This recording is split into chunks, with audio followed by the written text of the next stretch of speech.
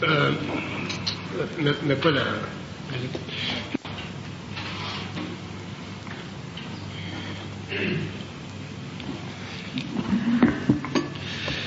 Alors, on poursuit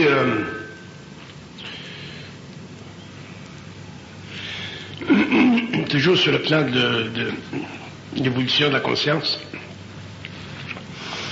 Un point qui est intéressant à regarder, c'est la relation entre l'homme en tant qu'ego et le plan mental en tant que source de pensée.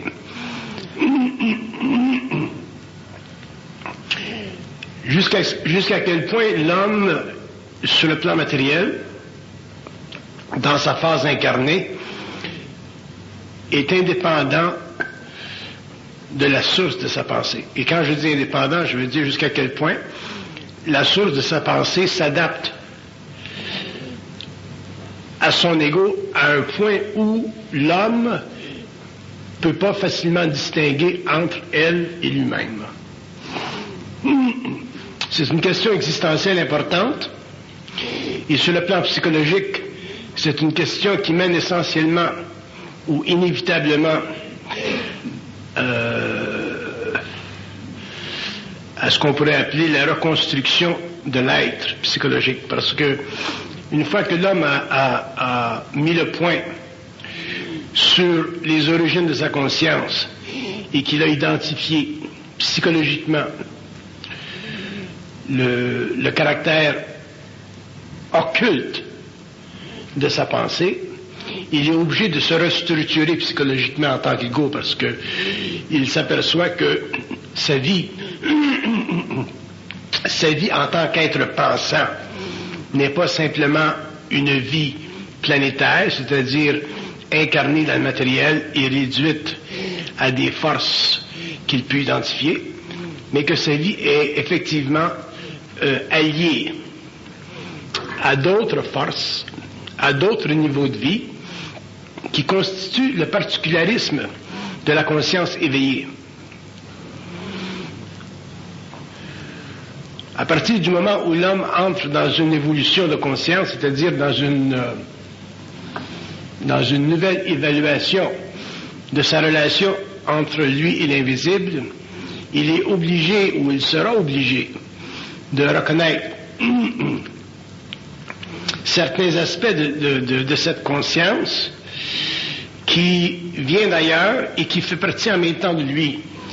Et cette symbiose, cette unification, cette union de deux particularités créera chez lui une certaine liberté et en même temps le forcera à reconnaître un certain lien avec des plans dont il n'a pas encore très conscience à cause du fait qu'il est incarné dans le plan matériel. Mais une fois que l'homme se saisit de son infinité, c'est-à-dire qu'il sort de son corps matériel, soit en conscience astrale, ou en conscience mentale, ou en conscience éthérique, il s'aperçoit que ce lien avec l'invisible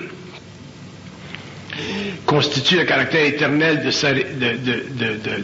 sa réalité, et que sur le plan matériel, il peut, jusqu'à un certain point, en bénéficier. Et c'est ce côté que je veux regarder avec vous au cours de cette conférence, jusqu'où l'homme, ou jusqu'à quel point l'homme peut bénéficier d'une conscience double.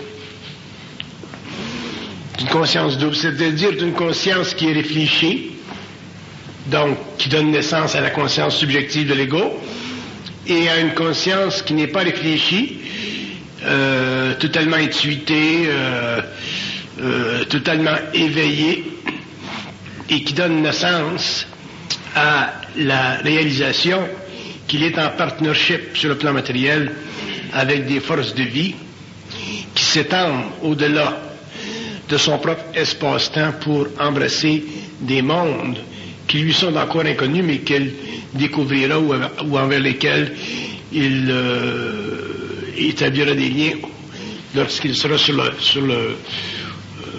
au pas de la mort. Quant quand on est jeune ou quand on est, disons, jeune, on ne pense pas à la mort, et c'est bien comme ça. Mais lorsque l'homme avance en âge et qu'il réalise à un certain point que les années sont comptées, il s'aperçoit que l'importance de son corps matériel diminue et que l'importance de son esprit grandit. Et que dans la mesure où ce différentiel prend place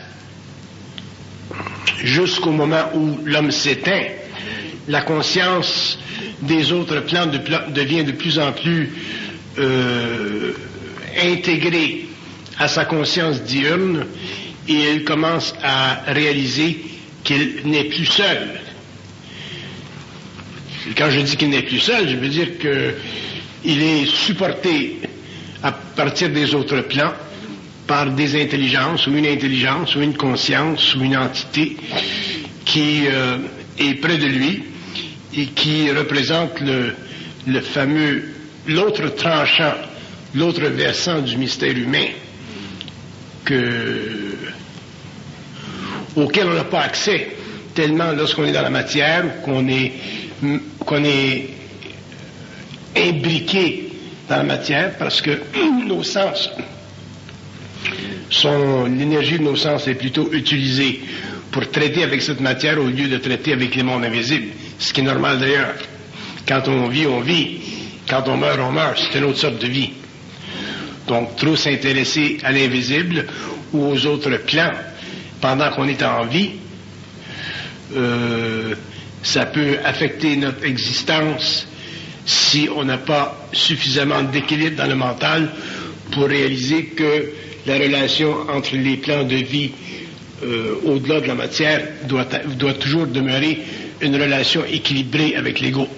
Sinon, les forces occultes enjambent, les forces occultes dérangent et éventuellement la vie de l'homme est mise à gage.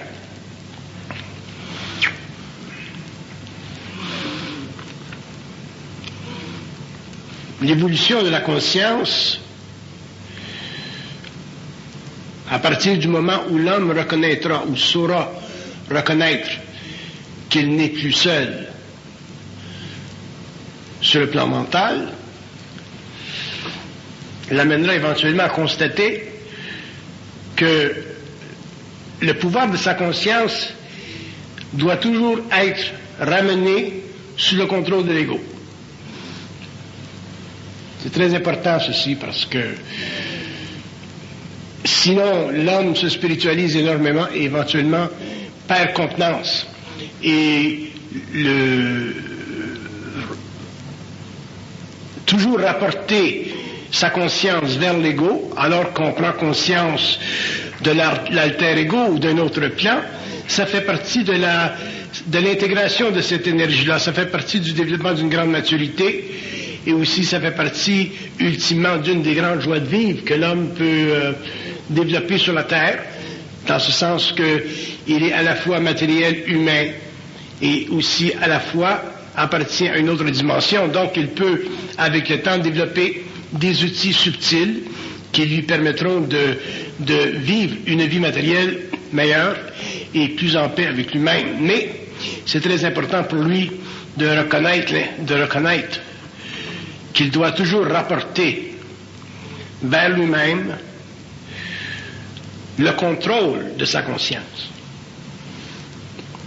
Donc ce processus de déspiritualisation, ou même de déoccultification, est nécessaire pour que l'ego se réaligne toujours vers lui-même, c'est-à-dire qu'il prenne conscience que sa volonté est avant tout son avantage et que tout délaissement de cette volonté devient avec le temps un désavantage pour lui parce que il sera amené à subir la présence des forces internes au lieu de les manipuler et de les utiliser à bon escient. Pendant l'évolution, les religions ont aidé l'homme sur le plan moral parce que les religions étaient était destiné à créer pour l'ego un pont entre le plan matériel et les plans subtils. Mais à la fin du 20e siècle, alors que l'homme est en train de s'ouvrir à une nouvelle conscience, la religion n'est plus suffisante pour lui expliquer la réalité du phénomène humain. Il sera obligé au cours de son évolution de prendre en main cette explication et d'en trouver éventuellement lui-même, par lui-même, les mécanismes, parce que l'homme aura besoin, au fur et à mesure où il entrera dans les arcanes de sa conscience, il aura besoin d'une intelligence suffisamment libérée du connu pour lui permettre d'expérimenter avec les forces occultes et éventuellement en arriver à contrôler cette partie de lui-même, autrement dit, une partie de sa lumière sur le plan matériel, pour bénéficier, tant qu'il est dans son corps matériel, d'une vie plus balancée, plus équilibrée. Mais en arriver à contrôler les forces occultes, c'est un tour de force, parce que les forces occultes misent toujours sur la déception pour créer dans l'ego un déséquilibre. S'il n'y avait pas de déséquilibre créé par les forces occultes, l'ego ne prendrait pas conscience des forces occultes. Donc le déséquilibre lui permet de prendre conscience de ces forces-là, et il doit éventuellement en arriver à se rééquilibrer par lui-même, et ceci il le fera dans la mesure où il aura suffisamment d'intelligence pour se protéger contre ces forces-là. Il y a des gens qui me disent, mais quelles sont ces forces? Qu'est-ce que vous voulez dire par ces forces? Toute intrusion dans une conscience humaine qui mène à un éveil de conscience, toute forme de télépathie, toute forme de reconnaissance de l'existence d'un autre monde, d'un autre plan en relation avec l'homme, crée dans la conscience de l'homme un état d'esprit qui rapidement le différencie des autres hommes inconscients. Cette différenciation, naturellement, crée chez lui une sorte de solitude qu'il peut équilibrer ou rebalancer par le fait qu'il peut rencontrer d'autres personnes qui sont dans la même situation que lui. Mais le phénomène demeure qu'un homme qui prend conscience des autres plans voit sa vie radicalement changer, quel que soit son niveau d'évolution. Et c'est ce changement radical de sa vie qu'il doit contrôler pour en arriver à une certaine maturité occulte. Et ce travail, comme je le disais tout à l'heure, n'est pas facile parce que les forces occultes, c'est-à-dire le niveau d'intelligence ou les forces intelligentes qui travaillent à travers son ego sur le plan mental, vont utiliser tous les subterfuges nécessaires pour l'amener éventuellement à contrôler lui-même sa propre évolution. Et ils ne peuvent le faire que par truchement, que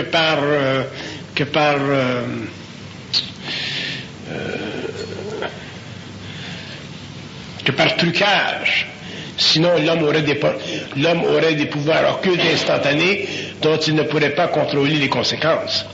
Donc c'est évident qu'à partir du moment où il est en contact avec le plan mental, le contact ne peut pas être établi sur une base égalitaire, comme il le vit par exemple avec d'autres êtres humains. Et ça, c'est très difficile pour l'homme de réaliser et de comprendre, parce que il a une conscience spirituelle de l'invisible qui lui a été inculquée depuis des millénaires.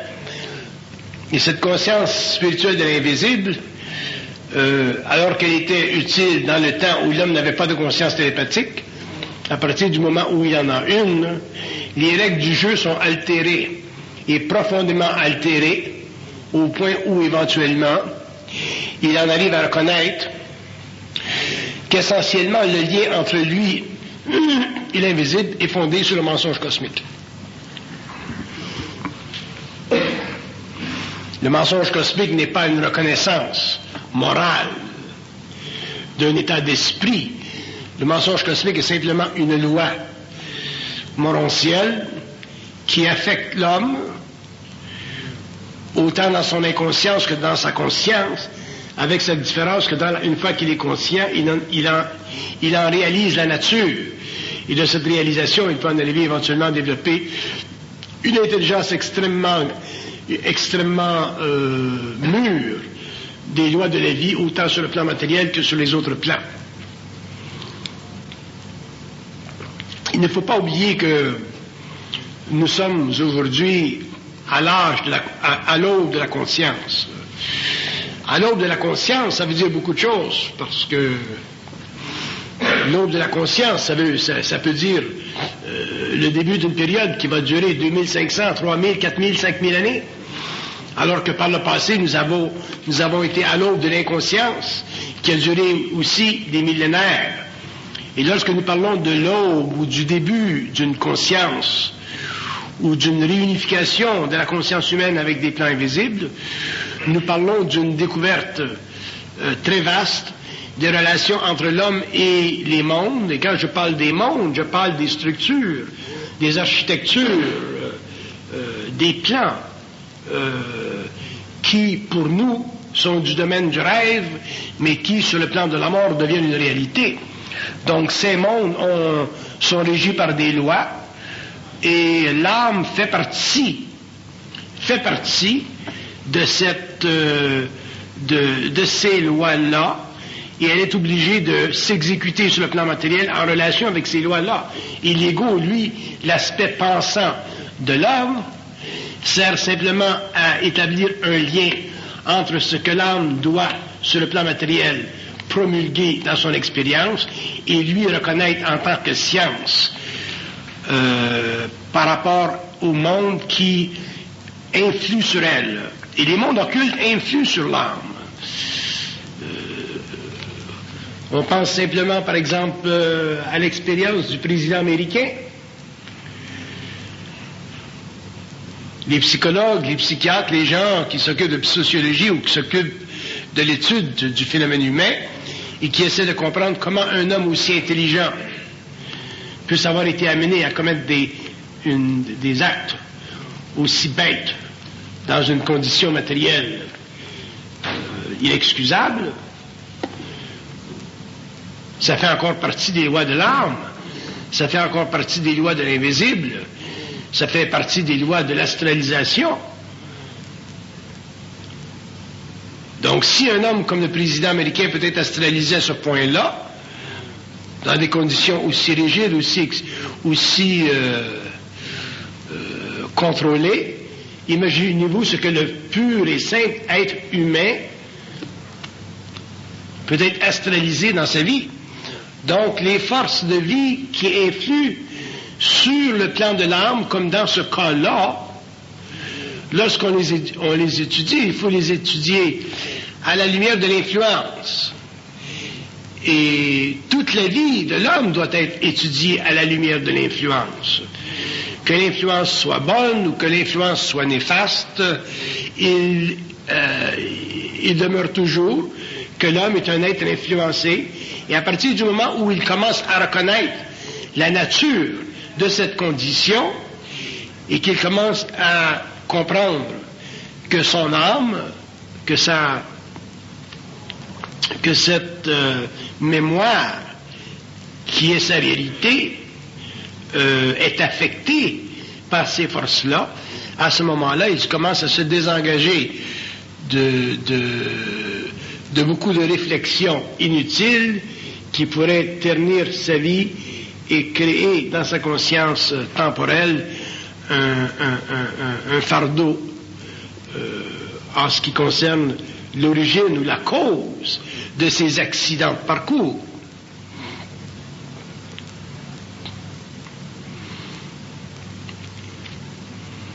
Donc notre vie est un accident de parcours, est une suite d'accidents de parcours, et plus l'homme sera conscient, plus il pourra les interpréter, mais les interpréter à son avantage, au lieu de les interpréter ou de les vivre ou les subir à son désavantage, ce qui fut le cas pendant l'évolution, condition qui a créé énormément de souffrance, de réflexion, de culpabilité chez l'ego, alors que l'âme était simplement réduite à ses lois d'influence, à ses forces qui influent sur elle, alors que l'ego n'était pas en mesure, à ce moment-là, d'en interpréter le caractère. Et c'est là le but de la conscience, c'est là la conséquence d'une conscience supramentale ou d'une conscience éveillée. Mais il y a un prix à payer pour toute conscience. Et le prix à payer, mais c'est le dérangement qu'elle crée dans l'ego.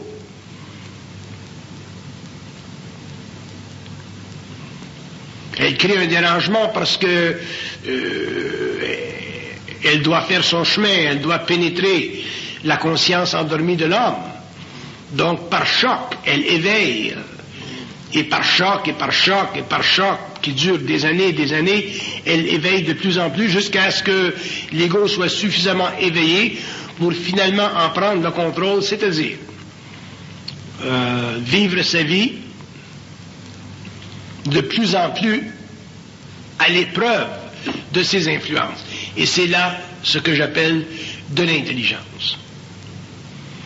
À partir du moment où l'homme pourra se libérer suffisamment de la puissante pulsion de ses influences sur son ego, on pourra dire qu'il a de l'intelligence, c'est-à-dire qu'il reconnaît, qu'il connaît les lois occultes qui agissent sur le plan mental derrière le tableau de l'ego réfléchi.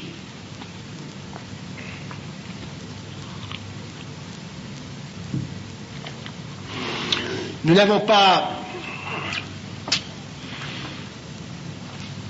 Bon, je ne veux pas aller dans ce sujet parce que j'ai toujours refusé d'aller dans ce sujet, mais de temps à autre, il faut que j'aille dans ce sujet pour expliquer des aspects.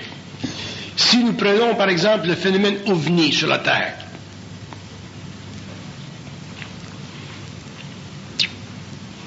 si nous prenons les expériences soi-disant réelles de certains individus qui ont eu des contacts avec des niveaux de conscience dites non naturels, nous réalisons qu'il y a toujours un élément furtif dans toutes ces expériences. Les femmes qui ont été mises enceintes par ces forces, les hommes qui ont été approchés et affectés par ces forces, par ces intelligences. Dans n'importe quel domaine de l'expérience, à n'importe quel niveau, même sur le plan militaire, on reconnaît toujours, on est forcé de toujours admettre qu'il y a un niveau d'espièglerie, il y a un niveau il y a un certain secret, il y a des choses qui ne sont pas claires. Et même aujourd'hui, avec notre technologie, nos capacités analytiques, et ainsi de suite, nous ne sommes pas encore capables de réellement comprendre et d'expliquer ce phénomène-là d'une manière méthodique, scientifique, une manière qui plaise à tous les esprits qui s'y intéressent. Pourquoi? Parce que il y a des choses concernant la nature de l'esprit que nous ne comprenons pas. Il y a des choses concernant la nature des mondes, les espaces-temps, ce que nous appelons la réalité. Il y a des domaines, non pas simplement de conscience, mais d'existence, qui sont pour nous réellement une manifestation d'un grand imaginaire universel ou cosmique qui est trop vaste pour notre esprit englobé dans un corps matériel, un esprit qui est incapable de se libérer des liens avec la matière. Donc, ce n'est pas parce que l'homme est impuissant à se libérer de son matériel que les mondes cessent d'être ce qu'ils sont, c'est-à-dire des mondes extrêmement puissants, relativement parlant, et extrêmement envahissants s'ils décident, pour une raison ou une autre, de venir en contact avec l'expérience humaine, que ce soit sur le plan du phénomène ovni, ou que ce soit sur le plan du contact cérébral, télépathique, avec des éléments qu'on appelle le plan mental. Qu'est-ce que ça veut dire, le plan mental? Nous allons devoir, au cours de notre évolution, comme nous l'avons fait dans les religions, comme nous l'avons fait dans les sciences, nous allons devoir faire, au cours de l'évolution, une étude, une évaluation, une description de ces mondes en fonction de notre expérience. Et ce sont ces expériences qui, au cours de l'évolution, collectivement, permettront à l'humanité de comprendre exactement ce qu'est le mystère de l'homme, ce qu'est le mystère de la vie, ce que sont les mystères des mondes et d'où vient cette extrapolation exponentielle absolument fantastique qu'on appelle le cosmos.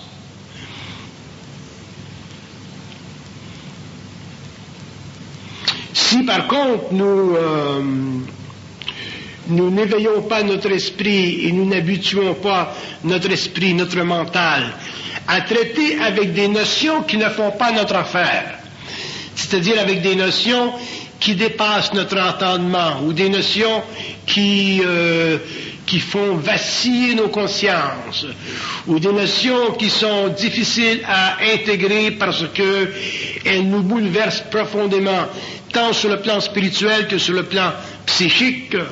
À ce moment-là, nous ne pourrons jamais, en tant qu'individus, officier personnellement à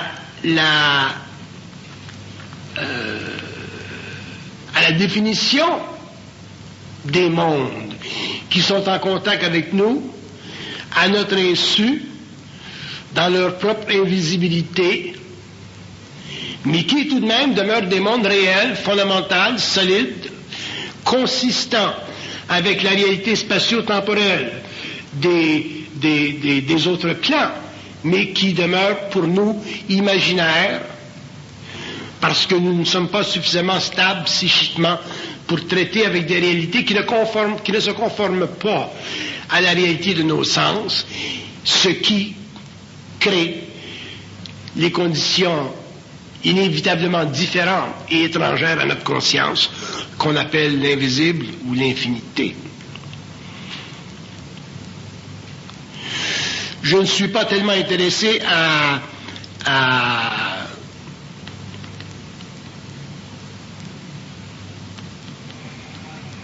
demander à l'homme de s'intéresser au phénomène ovni, parce que le phénomène ovni, c'est un phénomène qui n'a aucune résonance avec le mental, dans la mesure où le mental doit être éveillé pour que le phénomène ovni ait une résonance intelligente. Sinon, c'est simplement la course à cette phénoménologie qui est constamment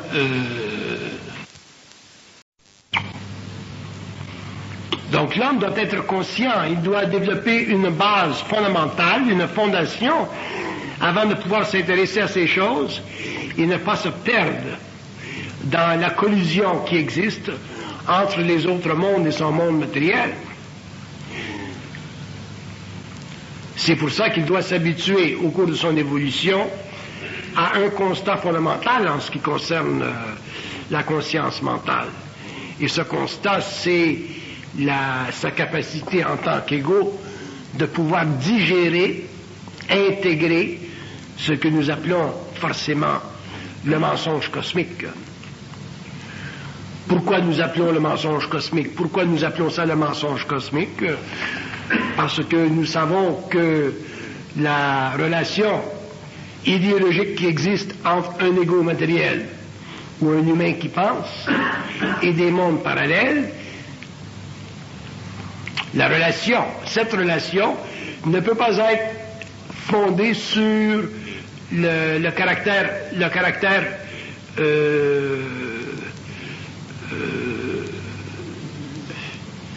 ou sur l'aspect humain, sur l'aspect que l'homme voudrait qu'elle soit.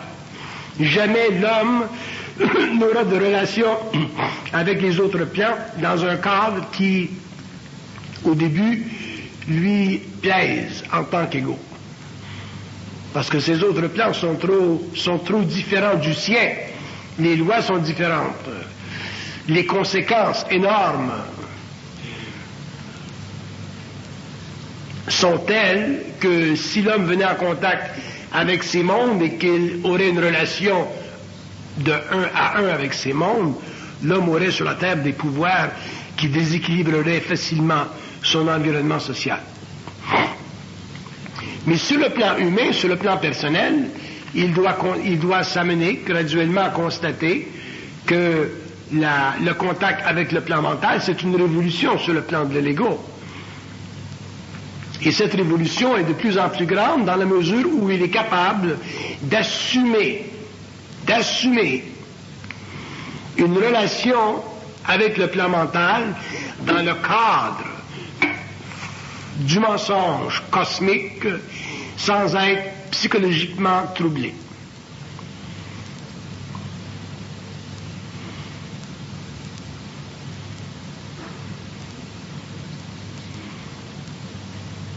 Et quand j'emploie le terme mensonge cosmique, je ne l'emploie pas dans le sens moral auquel on est habitué. Mensonge veut dire retenue de l'information. Donc, si l'homme est capable de traiter avec cette retenue d'information, jusqu'à ce que cette information s'ajuste et lui soit rendue, à ce moment-là, il pourra faire des pénétrations, des interventions suffisamment grandes dans le domaine de sa conscience personnelle, et il en viendra éventuellement à conquérir le pouvoir de ses forces occultes sur son âme et finalement se libérer de ce qu'on appelle le connu.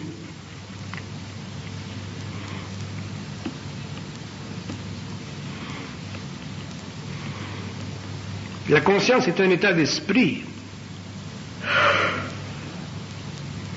Et quand je dis état d'esprit, je veux dire qu'elle représente un équilibre quelconque entre cette source, ce plan dans l'invisible, et le mental humain.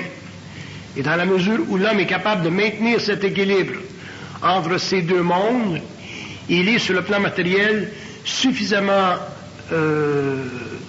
protégé contre le mensonge qui est de nature l'imprimatur de ces mondes. Mais si l'homme n'est pas capable de maintenir l'équilibre entre lui et ses plans sur le plan psychologique, à ce moment-là, ce que nous appelons le mensonge cosmique déferlera sur sa conscience et l'homme en sera abruti parce que les lois occultes sont entièrement ou vont entièrement à l'encontre de ce que nous, les humains, les égaux dans la matière, tenons pour important. Donc, ce qui est important pour un égo, ce n'est pas important pour une conscience qui évolue à l'extérieur du matériel. Ceci ne veut pas dire que l'homme ne peut pas, alors qu'il est en conscience, en arriver à bénéficier de cette conscience. Au contraire. Mais ceci veut dire que l'homme ne peut pas, en tant qu'égo, s'attendre à ce que les entités du mental ou les ajusteurs de pensée s'adaptent aux conditions que l'ego veuille bien leur présenter. Ça ne se produit pas ainsi, ça ne s'est jamais produit ainsi, et ça ne se produira pas ainsi. Alors vous direz, mais à quoi ça sert pour l'homme d'accéder à une conscience si l'ajusteur de pensée en arrive pas éventuellement à s'ajuster à lui? Et la question est mal formulée. Ce n'est pas que l'ajusteur de pensée doit s'ajuster à l'homme, c'est que l'homme doit s'ajuster à l'ajusteur de pensée. Autrement dit, l'homme doit en arriver à comprendre, à saisir, à voir le mensonge de sa propre conscience pour en arriver finalement à prendre les rênes, le contrôle de cette conscience et éventuellement en arriver finalement à établir un équilibre entre lui et l'ajusteur de pensée. Donc le moyen est totalement différent de ce que nous aurions voulu proposer pendant l'évolution, parce que pendant l'évolution, nous étions à la recherche d'un Dieu ou à la recherche d'une sainteté qui nous protégeait ou à la recherche d'un pouvoir occulte chez les gens qui faisaient des expériences temporelles dans le domaine des sciences occultes. Mais l'histoire nous a démontré que toutes ces recherches, que tous ces mouvements vers le Saint Graal, que toutes ces décisions de l'ego de vouloir appartenir à une race pure, à une élite occulte, que tout ceci faisait partie des mirages, des illusions que crée le mensonge cosmique dans une conscience naïve et spirituellement décadente.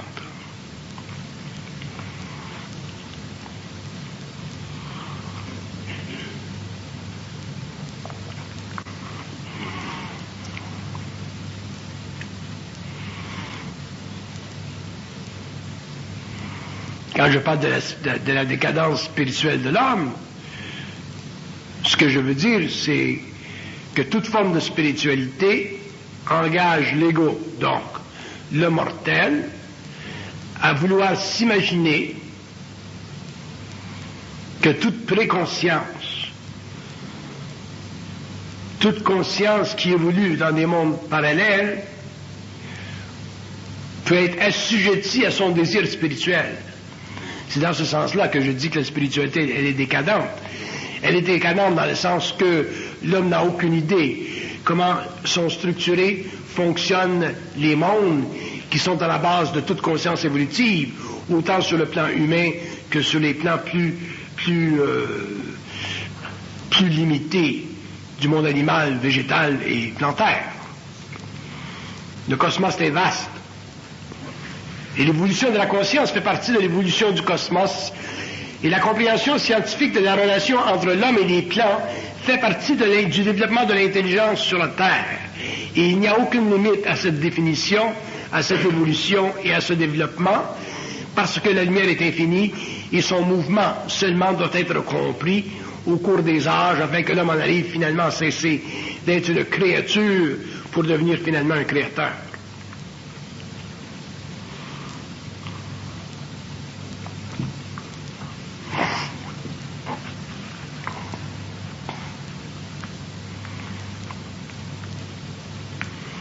Nous avons tenté pendant l'évolution d'expliquer la nature de l'homme ou le phénomène humain à partir d'outils conventionnels qu'on avait développés au cours de l'évolution, qu'on appelait la philosophie. Aujourd'hui, la philosophie, elle est morte. Elle ne sert plus l'homme.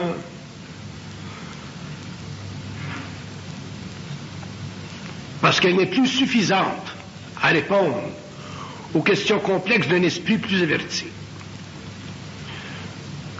Donc la philosophie n'étant plus, étant morte, l'homme aura besoin de développer une nouvelle science, soit une nouvelle métaphysique, ou une nouvelle cosmogonie, ou une nouvelle méthodologie, pour se rapprocher de son être, c'est-à-dire pour expliquer le fondement de sa conscience à un niveau qui lui finalement plaise.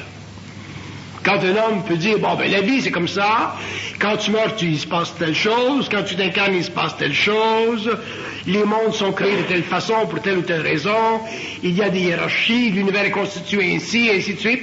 Lorsque l'homme aura des réponses qui satisferont son esprit et non pas son ego, remarquez bien, à ce moment-là il aura finalement conquis son son inexpérience occulte, il aura conquis les stages de son évolution psychologique et il aura finalement entré dans les arcanes de son propre mystère et la vie sur le plan matériel deviendra extrêmement facile et beaucoup plus loisible pour lui. Alors que pendant l'évolution, la vie fut autant un cauchemar sur le plan matériel qu'elle fut une lutte sans cesse sur le plan idéologique de la philosophie ou des religions. Mais il faut que ça cesse un jour. Il faut que l'homme en arrive à savoir et à comprendre qu'est-ce qui se passe dans la multidimensionnalité de sa conscience, s'il veut avoir une idée de ce qu'il est, d'où il vient, où il s'en va. Mais comme je vous dis, cette nouvelle évolution ne sera pas facile parce que les tables seront retournées contre lui. Et quand je dis que les tables seront retournées contre lui, je veux dire que ce qu'il aura appris au cours de son développement, au cours de son évolution, sera fracassé, remis en question, et c'est là qu'il fera face au mensonge cosmique, et c'est là qu'il apprendra finalement à contester ce que on cherche à imposer à son esprit derrière le tableau de son ego. Et lorsque l'homme aura appris à contester tout ce qui vient dans son esprit, il aura finalement une mesure de ce qu'il sait, de sa puissance créatrice et de sa conscience générative.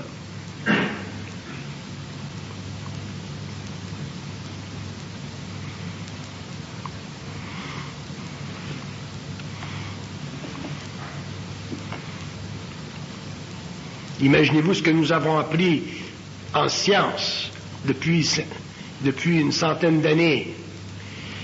Imaginez-vous le mouvement exponentiel, la croissance exponentielle des technologies. 1976, Bill Gates n'existait pas, Microsoft n'existait pas. Aujourd'hui, Bill Gates existe, Microsoft existe et le monde est en révolution.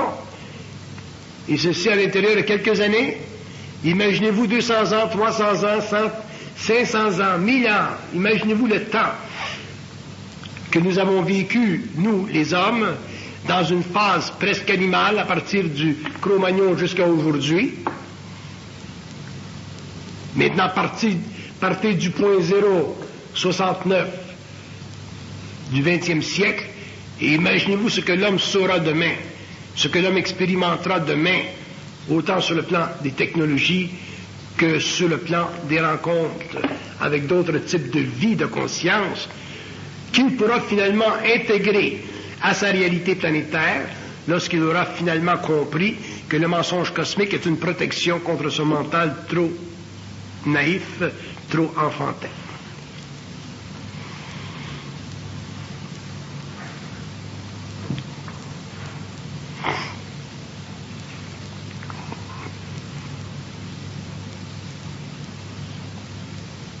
C'est seulement dans le sens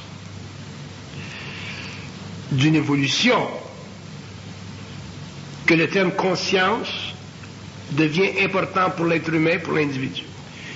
Si l'individu regarde le terme, le concept d'une conscience, ou le phénomène d'une conscience en évolution à partir d'un plan personnel, où il en arrive à se désengager de plus en plus des influx astraux qui coincent sa conscience et qui font de lui un individu malmené, c'est-à-dire un individu sans puissance, alors à ce moment-là, le phénomène de la conscience, déjà, sur la Terre, pointe dans une bonne direction. Il permet à l'homme de se désengager en tant qu'individu d'une myriade d'impressions qui, pendant l'évolution, ont créé chez lui une grande paralysie, autant sur le plan psychologique, psychique que matériel. Par contre, si nous cherchons dans le mot conscience, ou dans le terme conscience, ou dans le phénomène de la conscience, si nous cherchons non pas simplement des réponses, mais si nous cherchons une phénoménologie si nous cherchons un avantage qui représente pour l'ego un désir, à ce moment-là, nous aurons de nombreuses déceptions parce que la conscience n'est pas au service de l'homme. La conscience fait partie de l'évolution de l'univers local et l'homme fait partie de cette conscience, il fait partie de cette évolution, il doit finalement, éventuellement en arriver à s'intégrer à elle selon ses lois à elle et non pas les priorités que lui veut bien lui apporter à cause de son innocence planétaire.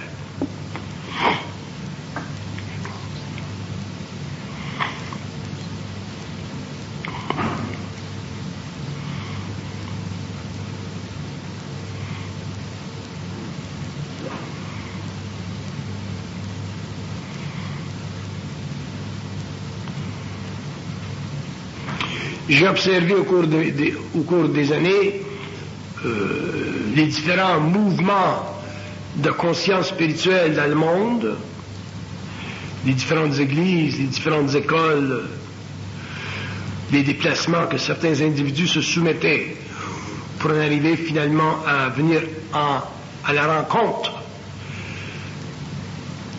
d'une certaine extase spirituelle. Et j'ai vu qu'il n'y a chez l'homme aucune raison pour être conscient autre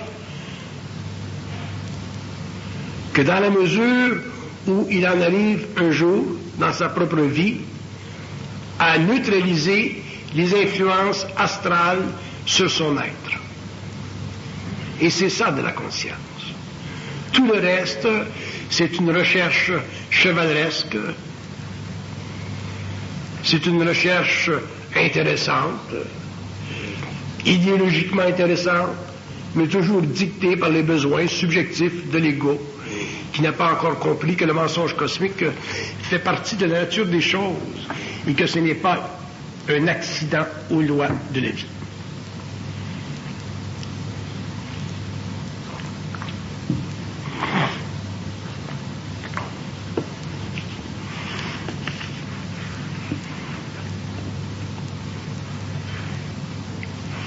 Le concept du mensonge cosmique va à l'encontre de la préconception spirituelle de l'homme face à l'organisation uniforme des mondes qui dépassent ou qui évoluent au-delà de la matérialité, parce que,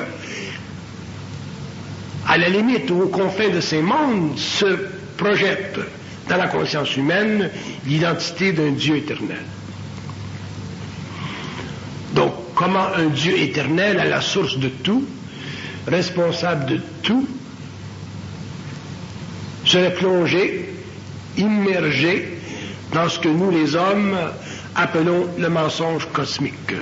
Donc pour l'homme spirituel, pour l'homme de l'évolution, c'est une imposture, c'est une impossibilité, c'est quelque chose de totalement improbable, c'est quelque chose qui ne se pense pas. Et pourtant, l'homme en arrivera un jour à réaliser que c'est la seule chose intelligente, réelle. Et c'est la condition même qui fait que les mondes se juxtaposent, les mondes évoluent en parallèle sans s'embrasser intégralement, afin de protéger les évolutions inférieures du pouvoir, de la présence ou de la vibration des évolutions plus avancées. Vous savez vous-même reconnaître dans votre propre évolution sociale hiérarchisée dans vos écoles que ce que vous apprenez à la petite école n'est pas nécessairement ce que vous apprenez à l'université. Donc il y a même là du mensonge, c'est-à-dire de la retenue d'informations. Sur le plan politique, c'est la même chose. Vous avez de la retenue d'informations en politique, en matière politique, pour protéger les masses d'une psychose ou d'un dérangement collectif. C'est normal que tout niveau d'information plus avancé soit obligé de retenir à sa source ce qu'il sait, afin de protéger les niveaux inférieurs de ceux qui ne savent pas. Donc, si ceci existe dans les structures humaines sur la Terre, dans les structures de l'Église, vous vous rappelez très bien, il y a des générations, quelques générations, où il était interdit, par exemple, à un catholique de lire la Bible. Les grands livres étaient souclés, contrôlés, lus par ceux qui étaient à l'élite ou dans l'élite. Mais le bas peuple n'avait pas accès à la Bible. Alors imaginez-vous, lorsque nous parlons du cosmos, nous parlons des mondes, nous parlons des structures gouvernantes, nous parlons des mondes qui représentent pour l'homme la divinité, mais sur le plan politique, à l'extérieur des conventions spatio-temporelles de son psychologisme conditionné par la matière, imaginez-vous qu'il est normal que le mensonge existe et que l'information soit retenue, et que le seul rôle de la conscience en évolution est d'en arriver éventuellement à libérer cette information dans la mesure où l'homme sera capable d'en supporter les conséquences sur le plan de l'ego. Et ceci se fera en fonction de sa propre évolution personnelle. Ce ne sera jamais une révélation collective. Jamais le cosmos ne sera révélé à l'humanité de manière collective. Le cosmos se révèle à l'homme toujours sur le plan individuel. Et lorsque de ce plan individuel se crée une collectivité ou une conscience collective, mais vous avez une religion. De Moïse, vous avez les Juifs, du Christ, vous avez la religion catholique. Mais ce ne sont pas les initiés qui créent la religion, ce sont ceux qui viennent après lui. Donc la révélation se fait toujours sur le plan individuel, et en ce qui concerne la conscience supramentale sur la Terre, il n'y aura aucune différence de ses lois antérieures. L'homme découvrira des choses, vivra des choses, reconnaîtra des choses, et ceci fera partie de son patrimoine personnel, et finalement il en arrivera avec le temps à épouser des niveaux de conscience suffisamment avancés pour finalement se libérer et traverser les ténèbres qui ont constitué pendant l'évolution le plan subjectif, séculaire et sécure de son ego réfléchi, utilisant la pensée de l'évolution et de son histoire et de la mémoire de sa race pour ne pas avoir à confronter l'infinité, c'est-à-dire des mondes si vastes en conscience, si vastes en mouvement et si grands en puissance que l'ego non ajusté en mourrait s'il venait en contact avec la moindre manifestation de la réalité. C'est pour ça que les anciens disaient, l'homme vient face à face avec Dieu et meurt. Donc il ne s'agit pas pour l'homme de mourir lorsqu'il vient face à face avec des mondes qui constituent l'intemporel ou qui constituent le grand temporel. Mais il s'agit pour lui de pouvoir intégrer graduellement le mensonge qui automatiquement rend transparent son ego pour petit à petit amener ce dernier à se retrouver face à face avec des plans de la réalité qui conviennent un peu plus à une intelligence avertie et un peu moins avec une intelligence naïve et spirituellement décadente.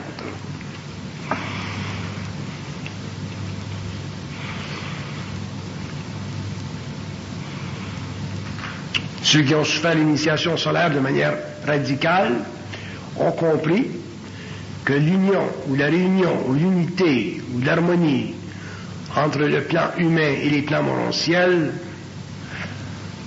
nécessite un prix abominable qui ne doit pas être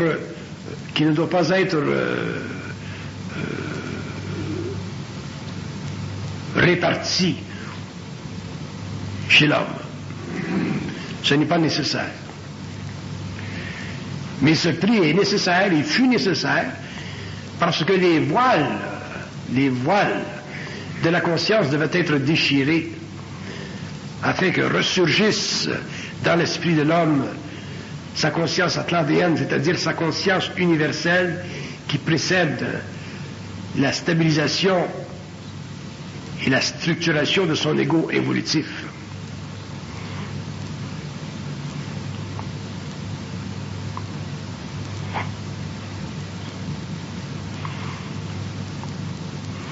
La philosophie n'existe plus aujourd'hui parce que l'homme n'a pas réussi au cours de son évolution, de son développement,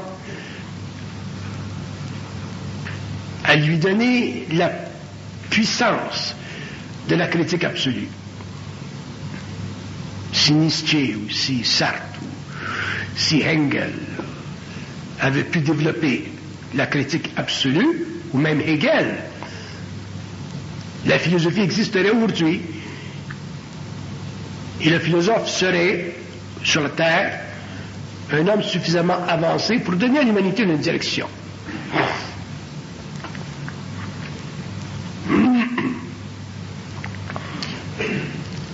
Mais la philosophie, elle est morte parce que l'esprit de l'homme, c'est-à-dire cette lumière un peu éteinte, a besoin d'une très grande liberté pour exprimer ce qu'il sait. Et si l'esprit de l'homme n'a pas cette liberté pour exprimer ce qu'il sait, pour exprimer sa propre lumière, parce qu'il est confiné par des mots que les philosophes ont, au cours des siècles, au cours des âges, très bien développés, structurés, raffinés, mais pas suffisamment soufflés de vie, à ce moment-là, la philosophie ne peut pas servir de nourriture pour l'être humain, et un jour, l'homme sera obligé de se libérer complètement du connu pour en arriver finalement à créer dans les espaces internes de sa conscience avancée les mots secrets de sa conscience créatrice. Et ces mots secrets de la conscience créatrice font partie du pouvoir de sa conscience créatrice, et ces mots sont l'expression instantanée, absolue, de toute révélation qui puisse être mise en mots par un ego suffisamment averti du mensonge pour aller à l'encontre des forces qui influent sur lui pour empêcher que la vérité naisse de sa bouche. Et lorsque je parle de vérité, je ne parle pas de la vérité de l'évolution, je parle simplement du réel qui va à l'encontre du mensonge lorsque l'homme est suffisamment conscient, averti et en puissance pour ne plus avoir peur de parler. Mais ne pas avoir peur de parler ne veut pas dire n'importe quelle connerie. Ne pas avoir peur de parler veut dire être capable de déchirer en soi notre propre voile afin de pouvoir libérer soi-même et les autres de notre propre inconscience qui fut pendant l'évolution le tombeau de l'humanité. Donc il ne s'agit pas pour l'homme d'avoir peur du mensonge cosmique. Le mensonge cosmique fait partie de la mesure ou de la démesure des relations entre l'invisible et le matériel. Et lorsque l'homme saura faire face à ce mensonge et ne pas perdre de contenance devant lui, l'homme pourra finalement rétablir un nouvel équilibre dans sa